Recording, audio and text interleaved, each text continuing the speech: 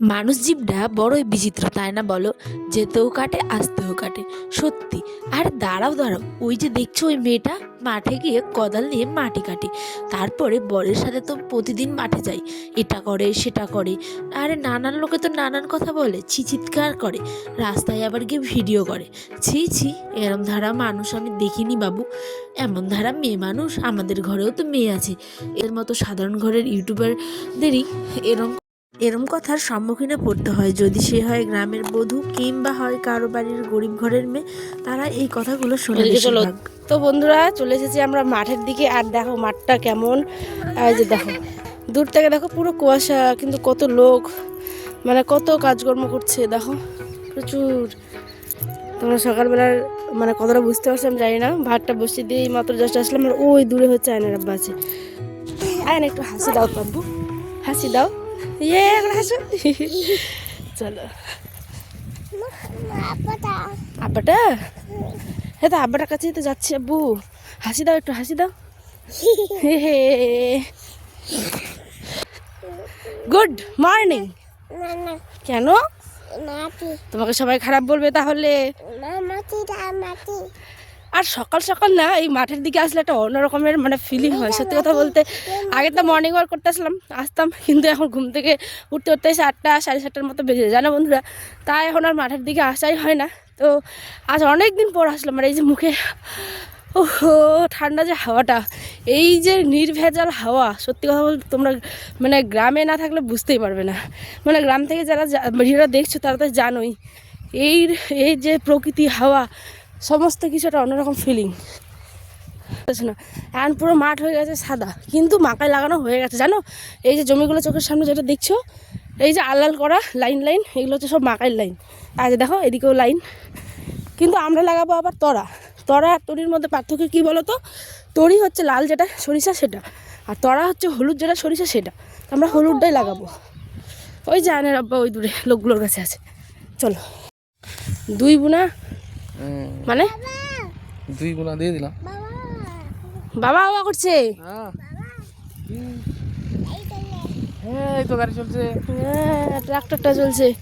এটা কিছুদিন আগের ক্লিপস, যখন জমি চাষ করা হচ্ছিল, সরিষা লাগানো হচ্ছিল। এখন তো প্রায় সরিষা গাছগুলো দেখা যাচ্ছে। তো এই ক্লিপসগুলো তোমাদের সাথে শেয়ার করা হয়নি অনেক, যেহেতু ভিডিও ফুটেজ হয়ে গেছিলো, ঠিক সেই কারণে জানো। তো ভাবলাম চলো আছে যেহেতু কষ্ট করে করেছি তো দিয়ে দিই। আজ আমি গেছিলাম হচ্ছে আয়ানকে নিয়ে, তার সাথে আর আয়নের আব্বা সবাই মিলেই মাঠে আমাদের ক্ষেতে কিভাবে সরিষা লাগানো হয় দেখো বন্ধুরা। সাথে তোমরা শেষের দিকে দেখতে পাবে বিচন জমি, মানে যে পরিষ্কার করেছিল গত ভিডিওগুলো তোমরা দেখেছো। তো সেখানেই কিভাবে বিচনটা ফেলে, আর কি সুন্দর ধানের দেখবে ট্যাগগুলো ছেড়েছে। তোমরা পুরো ভিডিওটা দেখো, খুবই ভালো লাগবে আশা করছি। গ্রাম যারা ভালোবাসো, গ্রামের প্রকৃতি, গ্রামের কাজকর্ম, একটা কৃষক কত মাথার ঘাম পায়ে ফেলে যে মানে রোজগার করে সংসার চালায়, সেটা বুঝতে পারবে না সকল মানুষ জানো। সত্যি কথা বলতে আমরা কত খাবার নষ্ট করে দিই, অথচ কত মানুষ খেতে পায় না, আর তার পিছনে যে কষ্টটা সত্যি কেউ বুঝতে পারে না জানো।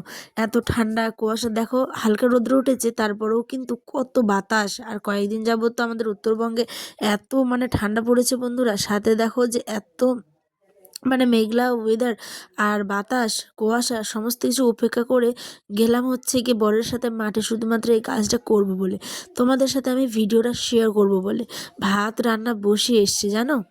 দেখো কত জুম করবো, জুম করলে বোঝা যায় না ঠিকঠাক। ওই যে ওই দূরে ট্রাক্টরটা চাষ করছে, এদিকে আয়নার আবার ছিটাচ্ছে। ওইটা খুঁটু তাহলে হয়ে গেল।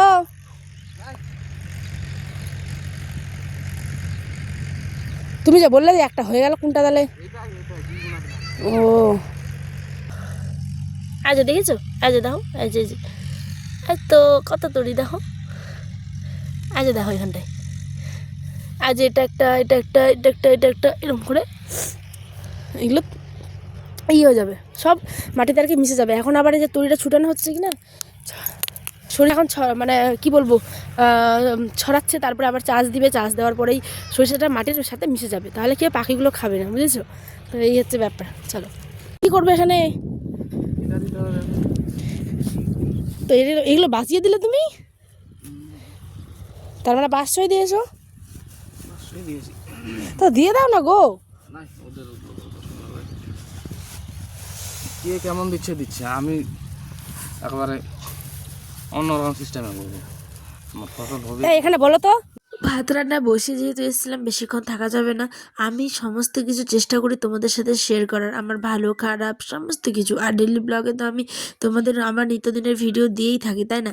তো তোমরা অনেকে দেখো অনেকে দেখো না, কেন দেখো চলো না আমি আয়নের জানি বাবা না। এখন ওগুলো করুক, আমরা এখন বাড়ির দিকে যাবো বন্ধুরা। কারণ কি ভাতগুলো বসে এসেছি, নইলে ভাতটা পুরো গলে যাবে, যেহেতু সরু চালের তো, কেনা চালের ভাত। আর ওদিকে আয়নেরও টয়লেট পেয়ে গেছে, তো বাড়ি যাই। আয়নের বাবা করে টোরে তারপরে আসবে। এখন চলো বাড়ির দিকে যাওয়া যাক। হ্যাঁ, ওইটা ছিল দুপুরবেলার কিছু ক্লিপস, যেহেতু সরিষাটা লাগাতে গেছিলাম। আর এইটা হচ্ছে কি, এখন যাচ্ছি হচ্ছে আমরা যে সরিষা বলছি, বিচন জমিটা যে পরিষ্কার করেছিলাম সেখানে বিচনটা ফেলতে।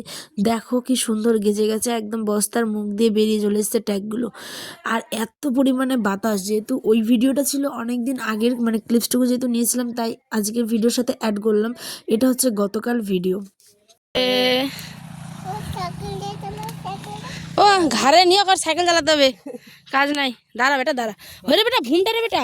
আরে ট্রেনটা ট্রেনটা যাচ্ছে, দেখো দেখো দেখো ট্রেনটা।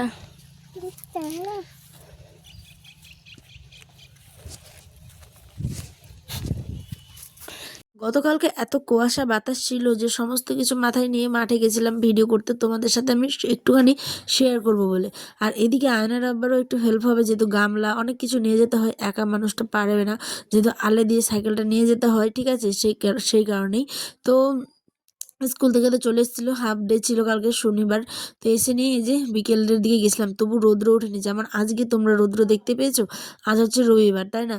তো যাই হোক, আজকেও রৌদ্র নেই। তো এই ধানটা তোমাদের দেখায় একটু কাছ থেকে। এই যে দেখো কত সুন্দর বড় বড় ট্যাগগুলো হয়ে গেছে। এগুলো কালকে লাগালে একদম ঠিকঠাক হতো। তো যাই হোক, চলো ওদিকে এখন চলো। সমস্ত ধানগুলো মানে এই করে দিবে। আর তার উপরে আয়নের এদিকে বায়না, ওই ঘাড়ে উঠবে, সাইকেলে উঠবে। আর এদিকে আয়নের আব্বা আবার টিকিট করছে, মানে তার বাড়িতে থাকলেও শান্তি নেই, স্কুলে গেলেও শান্তি নেই, কোথাও শান্তি নেই, চারিদিকে শুধু এটা করতেই থাকে কাজ আর কি। তো যাই হোক, এখন চলো গামলাগুলো দিয়ে ছড়িয়ে দিক। আর বন্ধুরা, তোমাদের আর একটা কথা বলি, এই তো আমারও মনে হচ্ছিল ভালোই, খারাপ না। না, আরো জায়গাটা পরিষ্কার করতে, ওটা হচ্ছে।